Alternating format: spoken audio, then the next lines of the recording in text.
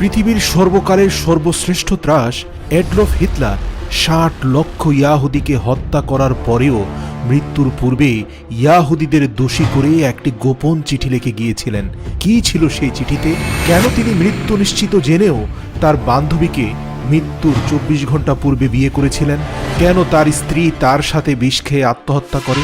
Adolf Hitler ও ইয়াহুদি নিধন নিয়ে অজানা আরও তথ্য জানতে ভিডিওটি শেষ পর্যন্ত দেখুন। অস্ট্রিয়ার বেভিরিয়ার মাঝামাঝি ব্রানাউ নগরীতে ১৮৮৯ সালের ২০ এপ্রিল হিটলার এক দরিদ্র পরিবারে জন্মগ্রহণ করেন। হিটলার ছিলেন তার বাবার তৃতীয় স্ত্রীর তৃতীয় সন্তান। ছোটবেলা থেকেই হিটলার ছিলেন একঘেয়ে, জেদি এবং রকচটা।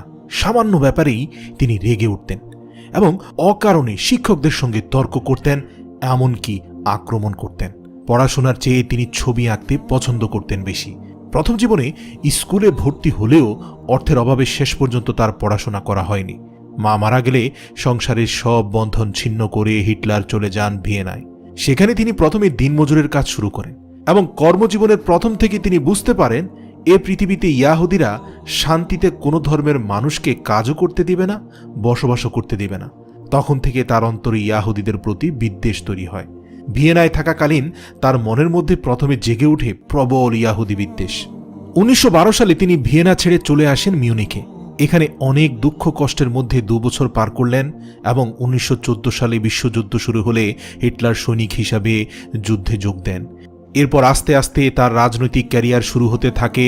১৯৩৪ সালে তৃণমূল থেকে উঠে আসা চৌকস হিটলার এক পর্যায়ে নিজেকে জার্মান রাষ্ট্রের সর্বোচ্চ নেতা ফুয়েরার হিসেবে ঘোষণা করেন এবং অল্প দিনের মধ্যেই নিজেকে দেশের অবিসংবাদিত নেতা হিসেবে প্রতিষ্ঠিত করেন। ১৯৩৫ সালে তিনি এক নতুন আইন চালু করেন। আইনের মাধ্যমে তিনি দেশের নাগরিকদের ২টি ভাগে বিভক্ত করলেন, কারণ তিনি শুরু থেকে চেয়েছিলেন তার দেশে একজন ইয়াহুদিকেও তিনি থাকতে দিবেন না।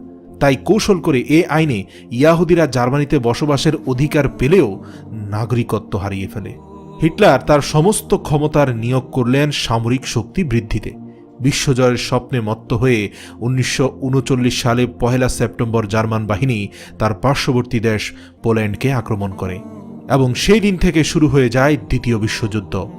বিশ্বজুড়ে একের পর এক ইয়াহুদি শক্তিকে হত্যার মধ্য দিয়ে একের পর এক দেশ দখল করতে থাকেন হিটলার।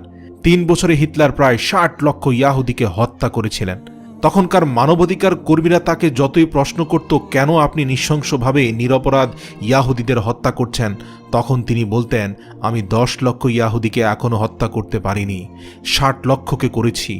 এই ১০ লক্ষই পরবর্তীতে পৃথিবীর সকল মানুষকে জানিয়ে দিবে কেন ৬০ লক্ষকে আমি হত্যা করেছিলাম। ফ্রান্স পতনের পর ১৯৪১ সালের ২২ জুন হিটলার রাশিয়া আক্রমণ করেন, আর এটাই হিটলারের জন্য কাল হয়ে দাঁড়ায়। প্রথম দিকে জার্মান বাহিনী সর্বোচ্চ জয়লাভ শুরু করলেও মিত্রশক্তি যখন সম্মিলিত হয়ে অগ্রসর হতে শুরু করে, তখন আস্তে আস্তে হিটলারের বাহিনী পিছু হটতে থাকে। ২৯ এপ্রিল হিটলারের সর্বশেষ ভরসা স্টেইন এর সৈন্যবাহিনী ধ্বংস হয়ে যায়, যারা ছিল সবচেয়ে চৌকস বাহিনী। হিটলার তখন বুঝতে পারেন তার স্বপ্ন চিরদিনের মতোই শেষ। বার্লিনের শেষ প্রান্তে রুশ বাহিনীর কামানের শব্দ শোনা যাচ্ছে। এই পরিস্থিতিতে হিটলার তার সঙ্গিনী ইভাকে বার্লিন ছেড়ে চলে যাওয়ার প্রস্তাব দেন, কিন্তু ইভা তা গ্রহণ করেননি। ২৯ এপ্রিল মধ্যরাতে বাংকারের মধ্যেই ছোটখাটো আয়োজনের মধ্য দিয়ে হিটলার ইভাকে বিয়ে করেন। বিয়ের পর হিটলার তার সঙ্গীতের সঙ্গে শ্যাম্পেইন পান করেন। ভাবা যায় কতটা বিকৃত মস্তিষ্কের লোক হলে মৃত্যু নিশ্চিত জেনেও শ্যাম্পেন পান করতে পারে, আবার বিয়েও করতে পারে। এবং মৃত্যুর কয়েক ঘন্টা পূর্বে ঠান্ডা মাথায় ২টি চিঠি লেখেন। একটি চিঠিতে তার সকল কর্মকাণ্ডের জন্য দায়ী করেন ইয়াহুদিদেরকে। সেখানে তিনি লিখেন, পৃথিবীর জন্য হুমকিস্বরূপ একটি জাতি, তারা হলো ইয়াহুদি। আর অন্যটিতে নিজের সব সম্পত্তি তার পার্টিকে দান করে যান, তথা পুরো জার্মান রাষ্ট্রটাকেই দান করে যান। ৩০ এপ্রিল ১৯৪৫ সাল বার্লিনের চারদিক অবরোধ করে ফেলেছে লাল ফৌজ। হিটলার বুঝতে পারেন যে কোনো মুহূর্তে তিনি লাল ফৌজ বাহিনীর হাতে বন্দী হতে পারেন। ওই দিন বিকাল ৩:৩০টার দিকে তিনি বাংকার থেকে 500 মিটার দূরে গিয়ে তার সহযোগীদের সঙ্গে শেষবারের মতো দেখা করে এলেন। এ সময় তিনি তার সহযোগীদের বললেন তার মৃত্যুর পর যেন তার লাশ এমনভাবে পোড়ানো হয় যে তার দেহের একটি অংশ যেন শত্রুদের হাতে না পড়ে। এর কিছুক্ষণ পরে গুলির শব্দ শোনা গেল। হিটলার নিজেই পিস্তল দিয়ে আত্মহত্যা করলেন, আর এর আগেই তার সদ্য বিবাহিত বউ ইভা বিষপান করে দুজনে হাতে হাত মিলিয়ে আত্মহত্যা করেন। চারদিক থেকে তখন গোলা এসে পড়েছে। তখন হিটলারের 2 সেনা তার মৃত্যুদেহ কম্বল দিয়ে মুড়িয়ে বাগানে নিয়ে এলো। সেই অবস্থাতেই তাদের পেট্রোল ঢেলে আগুন লাগিয়ে দেয়া হলো।